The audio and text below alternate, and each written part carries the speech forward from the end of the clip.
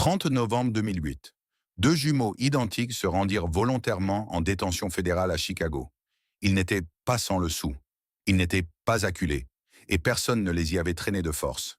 Pedro et Margarito Flores avaient aidé à faire transiter des dizaines de tonnes de cocaïne à travers l'Amérique, gagnaient des millions chaque mois et disposaient d'un accès direct à El Chapo en personne. Mais dissimulé dans leur histoire se trouvait quelque chose de plus dangereux que l'argent. Des enregistrements, des appels téléphoniques, des preuves et une décision qui allait détruire un empire, tout en leur peignant une cible permanente dans le dos. Les jumeaux de Little Village, avant que Pedro et Margarito Flores ne s'assoient jamais en face de chefs de cartel, avant les enregistrements secrets, avant les témoignages au tribunal qui contribuèrent à enterrer El Chapo, ils n'étaient que deux garçons de Little Village, à Chicago. Ils naquirent en juin 1981, dans une famille où la frontière entre le foyer et le crime était déjà brouillée. Leur père, Margarito Flores Senior, avait été arrêté quelques mois seulement avant leur naissance, pris avec de l'héroïne alors que sa femme était encore enceinte. Quand les jumeaux vinrent au monde, leur père était déjà en route pour la prison, et l'ombre de cette absence allait les suivre bien avant qu'ils soient assez mûrs pour la comprendre.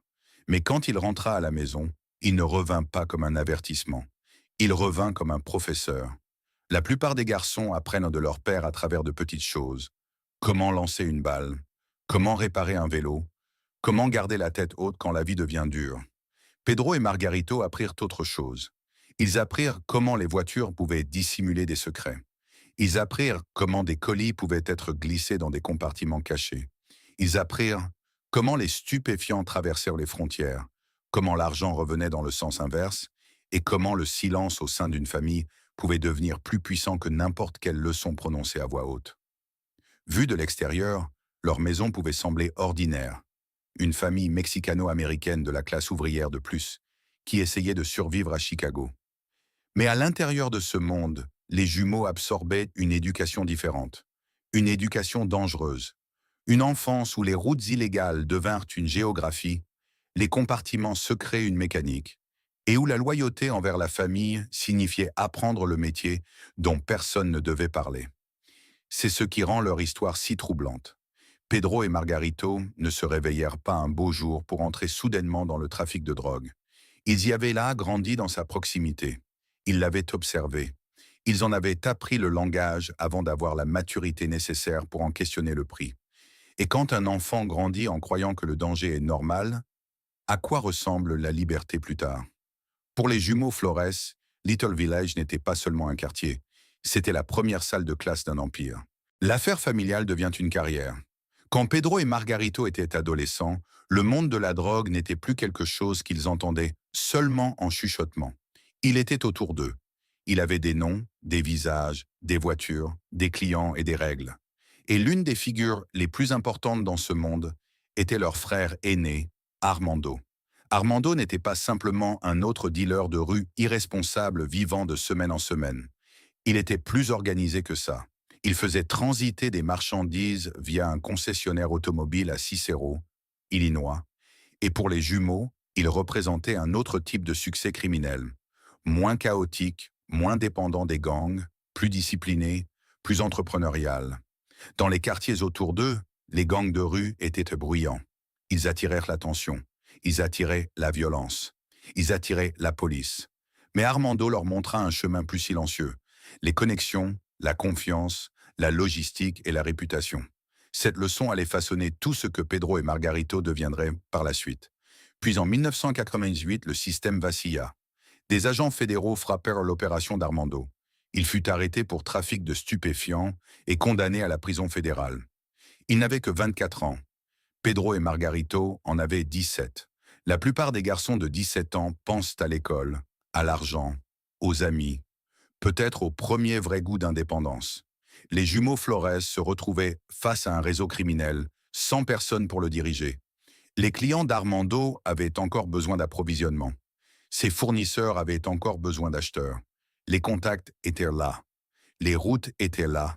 L'opportunité était là. Et les jumeaux avaient passé toute leur enfance à observer le fonctionnement de cette machinerie. Alors, quand les présentations furent faites, ils entrèrent dans un commerce qu'ils n'avaient pas construit, mais pour lequel ils avaient été préparés presque toute leur vie. Pedro dit plus tard qu'aux alentours de 1998, lui et Margarito commencèrent à distribuer de la cocaïne à Chicago. La formulation sonne presque banale, comme s'il décrivait le début d'un emploi. Mais d'une certaine façon, c'est exactement ainsi que cela leur avait été présenté. Non pas comme une rébellion, non pas comme du chaos, comme un travail, comme la famille, comme la prochaine étape logique. En 1999, ils faisaient déjà transiter des quantités en gros à travers tout Chicago.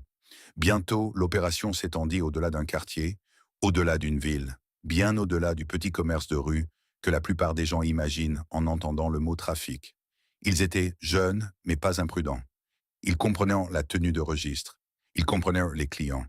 Ils comprenaient que la peur peut ouvrir des portes, mais que la fiabilité les maintient ouvertes. Et c'était la différence. Pedro et Margarito n'essayaient pas de paraître puissants. Ils essayaient de devenir indispensables. Au début de la vingtaine, alors que la plupart de leurs contemporains commençaient tout juste la vie adulte, les jumeaux avaient des maisons, des véhicules de luxe, des motos et une réputation croissante dans l'un des commerces les plus dangereux d'Amérique. Mais tout empire commence par l'ouverture d'une porte. Et pour les jumeaux Flores, l'arrestation d'Armando fut cette porte. La question n'était jamais de savoir s'ils pouvaient la franchir. La question était de savoir s'ils pourraient jamais revenir en arrière. Des rues de Chicago aux tables du cartel. Quand Pedro et Margarito entrèrent dans le commerce, ils n'opéraient pas comme de simples dealers de rue. Ils pensaient plus grand. Ils se mouvaient plus silencieusement. Et ils traitaient le trafic moins comme du chaos de rue et davantage comme une entreprise de distribution dissimulée dans la vie américaine ordinaire. Chicago devint leur centre de gravité. De là, leur réseau commença à s'étendre. Milwaukee, Detroit, Columbus, Cincinnati, New York, Philadelphie, Washington, D.C. et encore plus loin. Le produit se déplaçait de ville en ville, de client en client, tandis que l'argent coulait dans la direction opposée, de retour vers le Mexique. Mais ce qui rendait les jumeaux Flores dangereux, ce n'était pas seulement le volume, c'était la discipline. Ils tenaient des registres, ils suivaient les transactions, ils comprenaient l'offre, le timing, la confiance, la dette et la réputation. Dans un monde où une erreur imprudente pouvait attirer la police, la violence ou la suspicion du cartel, ils survécurent parce qu'ils étaient organisés. Ils n'essayaient pas d'impressionner les gens au coin des rues. Ils essayaient de construire quelque chose d'invisible. Et pendant un temps, cela fonctionna. Les jumeaux apprirent à choisir des entrepôts dans des endroits que personne ne soupçonnerait. Des quartiers huppés, des rues tranquilles, des endroits où les voisins voyaient des allées propres et des maisons ordinaires. Pas la machinerie cachée d'un pipeline de stupéfiants. C'était le génie de leur opération. Plus quelque chose paraissait normal, plus c'était sûr. Au début de la vingtaine, Pedro et Margarito ne reprenaient plus simplement les contacts de quelqu'un d'autre. Ils construisaient leur propre empire. Ils avaient des voitures de luxe, des motos, plusieurs maisons et accès à un niveau d'argent que la plupart des gens ne voient que dans les films. Mais l'argent n'était pas le vrai pouvoir. L'accès l'était. Et à mesure que leur réputation grandissait, ils devenaient plus précieux pour les fournisseurs au-dessus d'eux. Les cartels mexicains n'avaient pas besoin d'hommes bruyants, ils avaient besoin de fiables. Ils avaient besoin de personnes capables de faire transiter d'énormes quantités à travers les villes américaines sans attirer l'attention. Ils avaient besoin de personnes capables de collecter des millions en liquide et de les renvoyer de l'autre côté de la frontière. Pedro et Margarito devinrent ce pont. Deux jeunes hommes de Chicago positionnés entre l'approvisionnement du cartel et la demande américaine. Et une fois qu'ils furent ce pont, tout le monde voulut les contrôler. C'est le danger caché de devenir indispensable. Au début, cela ressemble à une protection. Les gens ont besoin de vous. Les gens vous respectent. Les gens prennent vos appels. Mais dans le monde du cartel, être nécessaire ne vous rend pas en sécurité. Cela vous rend précieux. Et les gens précieux ne sont tout simplement pas autorisés à partir.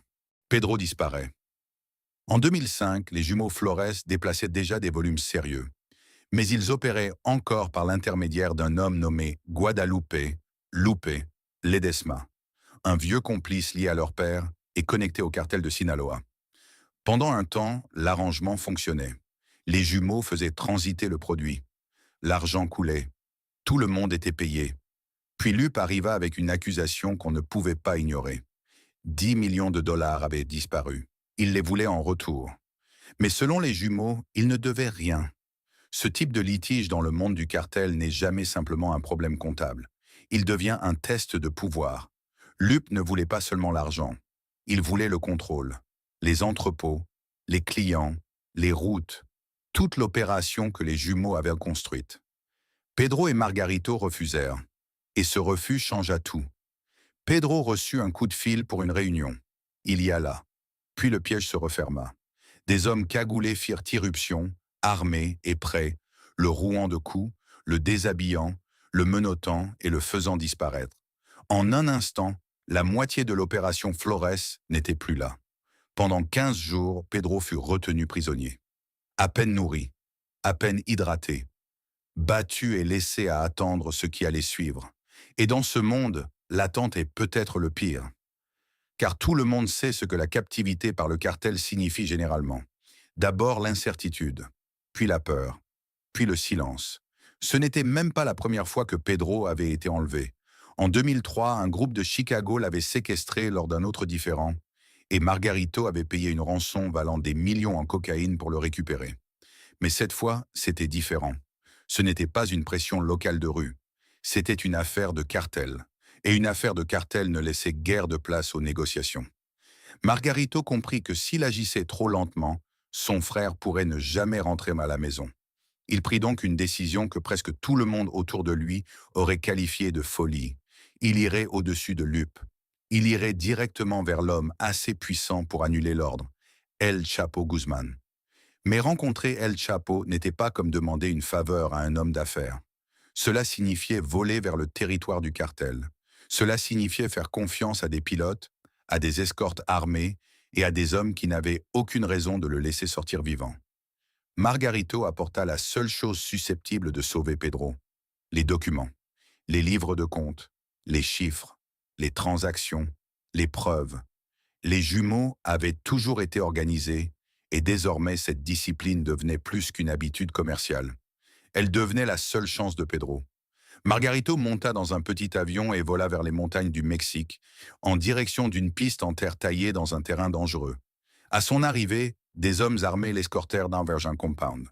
Là, l'homme pour lequel il était venu l'attendait. El Chapo. Petit, vigilant, puissant, entouré du type d'autorité qui n'avait pas besoin d'être crié. Il étudia Margarito avec soin, car les hommes n'entraient pas simplement dans ce monde et n'en ressortaient pas librement. Margarito ouvrit les livres. Il montra les chiffres. Il expliqua que la dette n'était pas réelle. Et en cet instant, la vie de son frère dépendait du fait qu'El Chapo croit les documents de 2 jeunes trafiquants de Chicago. Puis vint la décision. Pedro serait libéré. Il fut déposé plus tard sur une route désertique avec une clé et un téléphone, vivant après 15 jours de captivité. Quand les jumeaux se retrouvèrent, le soulagement se mêlait à quelque chose de beaucoup plus sombre. Car Margarito n'avait pas seulement sauvé son frère. Il avait ouvert une porte directe vers El Chapo lui-même. Et parfois, la porte qui vous sauve la vie est la même qui vous emprisonne pour toujours. La confiance d'El Chapo. Après que Pedro eut survécu à l'enlèvement, les jumeaux Flores n'étaient plus simplement une autre connexion américaine. Ils avaient été testés, ils avaient été observés. Et d'une façon ou d'une autre, ils s'étaient retrouvés plus proches de la source. Pour Pedro, la prochaine rencontre avec El Chapo n'était pas seulement une affaire. C'était personnel. C'était l'homme qui avait ordonné sa libération. L'homme qui avait le pouvoir de décider s'il vivrait ou disparaîtrait pour toujours. Quand Pedro vola vers les montagnes du Mexique, l'atmosphère disait tout avant que quiconque ne parle. Un territoire reculé, des hommes armés, un compound où les règles n'étaient donc pas écrites, parce que tout le monde les comprenait déjà. Sur le chemin, Pedro vit un prisonnier enchaîné à un arbre. On ne lui expliqua rien. Inutile de le faire. Cette image était le message. C'est ce qui arrivait aux gens qui avaient contrarié le mauvais individu. Et Pedro continua à marcher. C'était l'étrange monde que les jumeaux avaient intégré. Un monde où une blague pouvait briser la tension, un cadeau pouvait construire la confiance, et un seul mot de travers pouvait mettre fin à une vie. El Chapo ne suscitait pas seulement la crainte. Il pouvait aussi être charmant quand il le voulait. Des vêtements simples, Une conversation détendue, un moment d'humour à propos du style très américain de Pedro. Puis plus tard, un cadeau, un short en jean présenté dans une boîte comme une plaisanterie. El Chapo rit, et ce rire avait de l'importance, car dans le monde du cartel, la confiance est rarement officielle. Elle se construit à travers de petits moments, des signaux privés, des faveurs, et la conviction que quelqu'un peut gagner de l'argent sans devenir un problème. À partir de ce moment, les jumeaux avaient quelque chose que presque aucun trafiquant américain ne possédait. Un accès direct, plus d'intermédiaires contrôlant la relation, plus de lupe entre eux et la direction du cartel. Les jumeaux Flores avaient désormais une ligne directe vers l'une des organisations criminelles les plus puissantes du monde. Et avec cet accès, tout s'amplifia. Entre 2005 et 2008, leur opération atteignit une échelle qui paraît presque impossible. Les témoignages judiciaires décrivirent des livraisons d'environ 1500 à 2000 kg de cocaïne par mois. Pas par an, par mois. Au fil du temps, les totaux atteignirent des dizaines de tonnes. Chicago devint le hub. De là, les stupéfiants se répandaient à travers les États-Unis, tandis que des millions en liquide remontèrent vers le Mexique. Les jumeaux ne vendaient pas simplement de la drogue. Ils géraient un pipeline, des camions, des compartiments cachés, des entrepôts, des clients de confiance, de l'argent liquide en volume, du timing, du risque. Chaque élément devait se mouvoir correctement, car une erreur pouvait exposer toute la machine, et l'argent était colossal. Le genre d'argent qui change la façon dont les gens se perçoivent. Des voitures de luxe, des resorts privés, des demeures en montagne, des bijoux coûteux, des animaux exotiques. Une vie qui, de l'intérieur, ressemblait moins à de la criminalité et davantage à un succès sans plafond. Mais c'est l'un des mensonges les plus dangereux que le pouvoir raconte. Au sommet, tout ressemble à du contrôle. Les gens prennent vos appels. Les fournisseurs vous font confiance. Les clients dépendent de vous. L'argent afflue en permanence. Mais plus les jumeaux Flores grimpaient, moins ils avaient de marge de manœuvre. Ils étaient liés non seulement à El Chapo, mais aussi à d'autres grandes figures du cartel, dont Ismael El Mayo, Zambada et Arturo Beltrán Leiva. Pendant un bref moment, cela les rendait incroyablement précieux. Ils pouvaient faire des affaires avec des hommes puissants de différents bords. Ils pouvaient déplacer du produit à une échelle que peu pouvaient rivaliser. Ils pouvaient transformer des villes américaines en points de distribution pour l'approvisionnement du cartel. Mais le pouvoir dans ce monde n'est jamais stable. Il se déplace. Il observe. Il se souvient de chaque dette, chaque faveur, chaque trahison en attente. Et en 2008, les alliances autour d'eux commencèrent à se fissurer. Les mêmes relations qui avaient enrichi les jumeaux allaient bientôt les enfermer entre des ennemis qui ne se faisaient plus confiance. Ils avaient atteint le rêve que tout trafiquant croit vouloir. Un accès illimité, de l'argent illimité, un danger illimité. Et le pire était ceci, quand Pedro et Margarito réalisèrent qu'ils voulaient sortir, ils étaient déjà trop précieux pour sortir vivants. Ce n'était pas un gang, c'était une machine. Avant la trahison, avant les enregistrements, avant les témoignages au tribunal, il est important de comprendre ce que les jumeaux Flores avaient réellement construit. Ce n'était pas un gang de rue désorganisé déplaçant du produit d'un coin à l'autre. C'était une machine, un système logistique criminel dissimulé dans la vie américaine ordinaire. Des entrepôts dans des quartiers tranquilles, des camions avec des compartiments secrets, des clients répartis dans plusieurs villes, de l'argent liquide revenant par des routes soigneusement arrangées. Et au centre de tout cela se trouvaient deux frères qui comprenaient quelque chose que beaucoup de criminels plus bruyants n'avaient jamais saisi. Le pouvoir ne consiste pas toujours à inspirer la peur. Parfois, le pouvoir, c'est être suffisamment fiable pour que les personnes les plus dangereuses du monde aient besoin de vous. C'est pour ça que le gouvernement les voulait. Et c'est pour ça que le cartel ne pouvait jamais vraiment les laisser partir. La décision de coopérer. En 2008, Pedro et Margarito Flores vivaient dans le type de succès qui aurait dû leur faire sentir intouchables. Ils avaient l'accès, ils avaient l'argent, ils avaient la confiance du cartel. Ils avaient passé des années à construire un pipeline si efficace qu'il semblait presque impossible à arrêter. Mais sous la surface, le monde autour d'eux changeait. Et dans le commerce du cartel, le changement arrive généralement avec du sang dans son sillage. Le vieil équilibre se désintégrait. El Chapo Guzman et Ismael El Mayo, Zambada, n'étaient plus alliés avec Arturo Beltrán Leiva, comme il l'avait été. D'anciens partenaires devenaient des ennemis. Des territoires devenaient des lignes de front. Et les jumeaux Flores étaient coincés au milieu parce qu'ils avaient fait des affaires avec toutes les parties. C'était le cauchemar. Ils étaient utiles à tout le monde, mais pleinement dignes de confiance pour personne. S'ils choisissaient un camp, ils pouvaient être tués par l'autre. S'ils essayaient de rester neutres, les deux camps pouvaient les soupçonner. Et s'ils faisaient un seul faux mouvement, leur argent, leur famille et leur vie pouvaient disparaître du jour au lendemain. Pour Pedro, la crise devint encore plus personnelle quand sa femme tomba enceinte. Un enfant change l'avenir. Mais pour quelqu'un enfermé à l'intérieur d'un pipeline de cartel, cela pose aussi une question terrifiante. Quel avenir peut-on lui offrir? L'argent pouvait acheter des maisons, il pouvait acheter des voitures, il pouvait acheter le silence. Mais il ne pouvait pas acheter la sécurité. Il ne pouvait pas effacer le fait que chaque appel téléphonique pouvait être surveillé, que chaque amitié pouvait être calculée et que chaque relation avec le cartel pouvait devenir mortelle sans avertissement. Les jumeaux avaient atteint le sommet d'un monde où le sommet n'était pas la liberté. C'était l'exposition. Ils commencèrent donc à penser à une sortie. Mais sortir de la criminalité ordinaire est difficile. Sortir du réseau d'El Chapo, c'est tout autre chose. On ne remet pas sa démission d'une relation avec le cartel.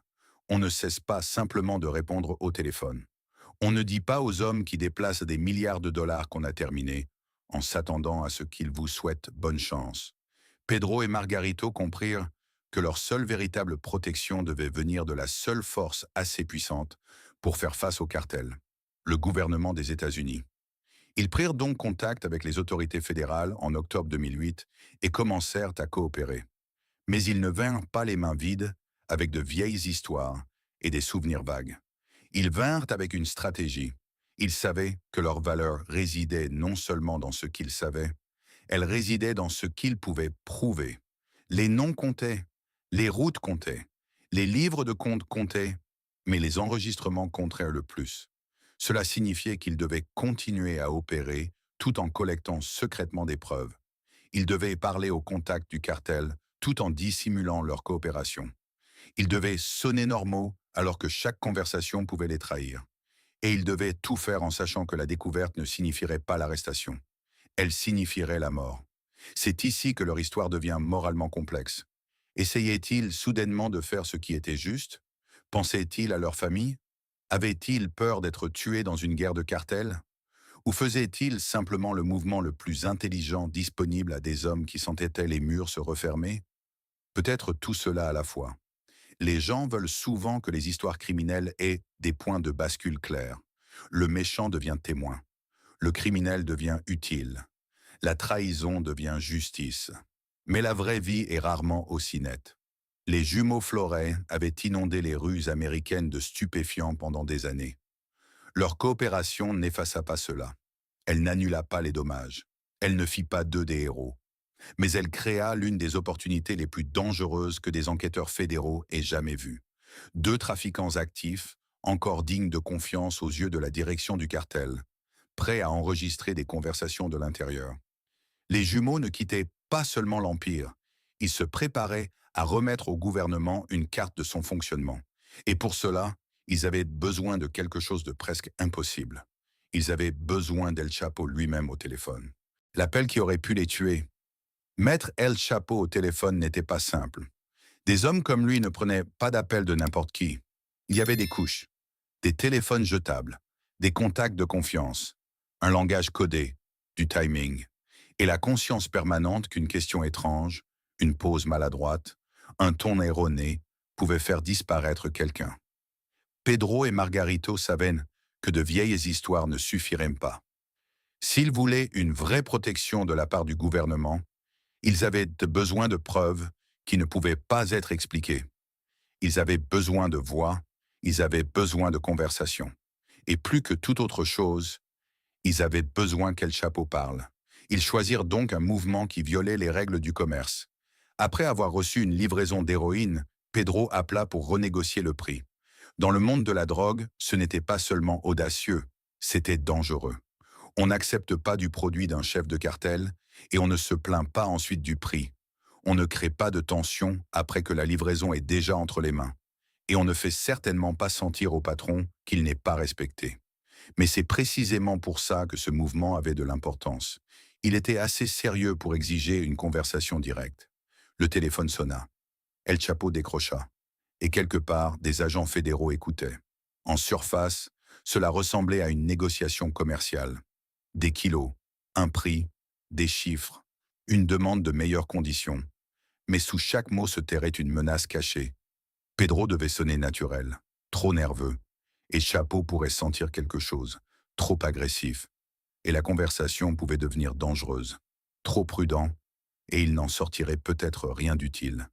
Il joua donc le rôle qu'il avait perfectionné pendant des années, un trafiquant de confiance, un homme qui parle affaires, un homme qui appartenait à ce monde. El Chapo parla de la livraison. Le prix baissa, la conversation continua, et chaque seconde qui passait devenait une preuve. C'était le genre d'enregistrement dont les enquêteurs rêvent et que les témoins redoutent en cauchemar. Car une fois cette voix capturée, il n'y avait pas de retour en arrière possible. Les jumeaux avaient franchi une ligne que les chefs de cartel ne pardonnent pas. Ils ne coopérèrent plus seulement. Ils aidaient activement à construire un dossier depuis l'intérieur de la machine. Au fil du temps, ils enregistrèrent des dizaines de conversations avec des membres du cartel et des associés.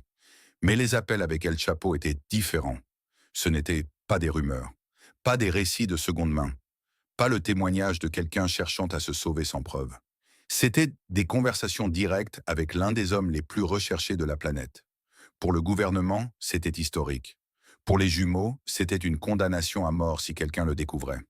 Puis vint le 30 novembre 2008, le jour vers lequel l'histoire se dirigeait depuis le début. Pedro et Margarito entrèrent en détention fédérale à Chicago. Non pas comme des hommes qui avaient tout perdu, non pas comme des hommes arrachés d'une descente de police, mais comme des hommes qui avaient décidé qu'une cellule de prison pouvait être plus sûre que l'empire qu'ils avaient contribué à bâtir. Leur première nuit derrière les barreaux aurait dû ressembler à une punition. Du béton, de l'acier, pas de luxe, pas de domestique, pas de demeures en montagne, pas de voiture, pas d'argent facile. Mais selon ceux qui leur étaient reproches, cela ressembla à autre chose, un soulagement. Pendant des années, ils avaient vécu avec le pouvoir du cartel autour d'eux, la suspicion du cartel au-dessus d'eux et la violence du cartel attendant sous chaque transaction. Maintenant, pour la première fois depuis longtemps, les murs autour d'eux ne les retenaient pas seulement à l'intérieur. Ils retenaient quelque chose d'autre à l'extérieur. C'est l'étrange vérité au cœur de l'histoire des jumeaux Flores. Parfois, la prison n'est pas l'endroit où le danger commence. Parfois, c'est le premier endroit où un homme se sent assez vivant pour respirer. Mais la liberté vis-à-vis du cartel n'allait jamais arriver proprement. Et le prix de ces enregistrements allait bientôt atteindre la personne qu'ils ne pouvaient pas protéger. Leur père. Le prix du père. En 2009, alors que Pedro et Margarito étaient profondément engagés dans la coopération fédérale, leur père prit une décision dont tout le monde autour de lui savait qu'elle était dangereuse. Margarito Flores Senior voulait retourner au Mexique. Il dit que c'était pour des affaires personnelles. Mais il n'existait plus de choses telles qu'un simple voyage. Ses fils coopéraient avec le gouvernement. Leurs enregistrements avaient exposé des conversations du cartel. Leurs informations aidaient les procureurs à monter des dossiers contre certaines des figures criminelles les plus puissantes du monde. Et dans ce monde, la trahison ne suit pas seulement la personne qui parle. Elle suit la lignée de sang. Les jumeaux supplièrent à leur père de ne pas y aller. Les autorités fédérales le mirent en garde. Tout le monde comprenait le risque, mais il y alla quand même. En quelques jours, il disparut. Sa voiture fut retrouvée plus tard abandonnée dans le désert de Sinaloa. Un message aurait été laissé, un avertissement directement lié à la coopération de ses fils. Son corps ne fut jamais retrouvé. Margarito Flores Senior fut présumé mort. Pour Pedro et Margarito, ce fut le moment où la coopération cessa d'être une stratégie juridique pour devenir une tragédie familiale. Ils avaient passé leur vie à l'intérieur du monde que leur père leur avait d'abord présenté. Il leur avait appris le langage caché des voitures, des routes, des colis et du silence. Il avait contribué à façonner le chemin qui les avait conduits à l'Empire. Et maintenant, après qu'ils avaient essayé de s'échapper de ce même empire, c'était lui qui payait le prix le plus lourd. Il y a un cercle cruel dans tout cela. Le père qui les avait rapprochés du trafic de drogue fut englouti par la violence qui suivit leur décision de partir. Les jumeaux auraient pu cesser de coopérer. Ils auraient pu se taire. Ils auraient pu refuser de donner davantage. Mais s'arrêter n'aurait pas ramené leur père. Et peut-être est-ce ce qui rendit le prochain choix encore plus froid. Ils continuèrent. Ils continuèrent d'aider les autorités fédérales. Ils continuèrent de transmettre des informations. Ils continuèrent d'avancer vers les procès et les actes d'accusation qui allaient exposer la direction du cartel. Mais à partir de ce moment, chaque mot venait avec un fantôme derrière lui. Leurs témoignages ne portaient plus seulement sur du temps de prison. Ils ne portaient plus seulement sur la protection de leurs épouses ou de leurs enfants. Ils portaient sur un père mort, une voiture abandonnée et un avertissement dans le désert. Ils avaient aidé à construire la machine. Ils avaient aidé à l'alimenter. Puis ils avaient essayé de se retourner contre elle. Et la machine avait répondu dans le seul langage qu'elle connaissait. La peur. C'était le prix que les jumeaux Flores ne parvinrent jamais à négocier à la baisse. Le témoin qui contribua à enterrer El Chapo des années après que les enregistrements eurent été réalisés, l'histoire atteignit la salle d'audience que tout le monde attendait. Le tribunal fédéral de Brooklyn. Le procès de Joaquín El Chapo Guzmán Loera. Pendant des décennies, El Chapo semblait presque intouchable. Il s'était évadé de prison. Il s'était déplacé à travers les montagnes. Il avait creusé des tunnels. Il avait commandé la loyauté. Et il avait transformé la peur en un type de pouvoir qui traversait les frontières. Mais à l'intérieur de cette salle d'audience, le pouvoir avait une autre apparence. Il ressemblait à des preuves. Il ressemblait à des témoignages. Il ressemblait à des voix capturées sur des enregistrements qui n'auraient jamais dû exister. Pedro Flores entra comme l'un des témoins à charge les plus importants. Ce n'était pas un observateur lointain. Il ne répétait pas des commérages de quartier. Il avait fait des affaires avec la direction du cartel. Il avait fait transiter du produit à travers des villes américaines. Il avait parlé directement avec El Chapo, et il avait survécu assez longtemps pour expliquer aux jurés comment le système fonctionnait. Il décrivit l'opération de Chicago, les entrepôts, les routes, l'argent, l'échelle. Il expliqua comment des tonnes de stupéfiants se déplaçaient à travers ce qui ressemblait à de la vie américaine ordinaire, et comment des millions de dollars voyageaient de retour vers le Mexique. Pour la défense, Pedro était une cible facile dans un sens. C'était un trafiquant condamné, un témoin coopérant, un homme qui avait toutes les raisons de réduire sa propre peine. Mais le problème était que Pedro n'arriva pas seulement avec des mots. Il y avait des livres de comptes, il y avait des documents, il y avait des appels enregistrés. Et ces enregistrements rendaient l'histoire plus difficile à écarter. Au final, El Chapo fut reconnu coupable et condamné à la réclusion à perpétuité plus 30 ans. Un homme qui avait bâti sa légende sur l'évasion fut envoyé dans un endroit conçu pour effacer l'évasion de l'imagination. ADX Florence, le pénitencier de haute sécurité, du béton, de l'isolement, du silence. Le parrain qui semblait autrefois hors de portée était désormais incarcéré pour le reste de sa vie. Mais pour Pedro et Margarito, ce n'était pas une victoire nette, car chaque mot de témoignage les rendait plus précieux pour les procureurs et plus haïs par les personnes qu'ils avaient trahies. Ils avaient contribué à enfermer El Chapo dans une cage. Mais ce faisant, ils avaient construit un autre type de cage autour d'eux-mêmes, faite de nouveaux noms, d'adresses cachées, de mouvements surveillés et de la crainte permanente que quelqu'un, quelque part, se souvienne encore. Survivre, c'est sa propre prison. Après la prison, les jumeaux Flores étaient techniquement libres. Mais la liberté est un mot compliqué quand on a trahi l'une des organisations criminelles les plus dangereuses du monde. Pour la plupart des gens, sortir de prison signifie tenter de reconstruire une vie normale. Pour Pedro et Margarito, le normal avait disparu pour toujours. Chaque rue pouvait ressembler à un risque. Chaque inconnu pouvait devenir une question. Chaque portière de voiture, chaque appel téléphonique, chaque apparition publique portait le poids invisible de ce qu'ils avaient de fait. Margarito choisit plus tard un chemin que peu attendirent. Plutôt que de disparaître complètement, il commença à s'exprimer publiquement, enseignant aux forces de l'ordre la logistique des cartels, les routes de trafic et les systèmes qu'il avait lui-même utilisés. Pour certains, cela ressemblait à une rédemption. Pour d'autres, à de l'hypocrisie, car rien de ce qu'il enseigne ne peut effacer les dommages causés par les tonnes de stupéfiants qu'il a contribué à faire transiter à travers les villes américaines. Rien ne peut ramener le père perdu après le début de la coopération.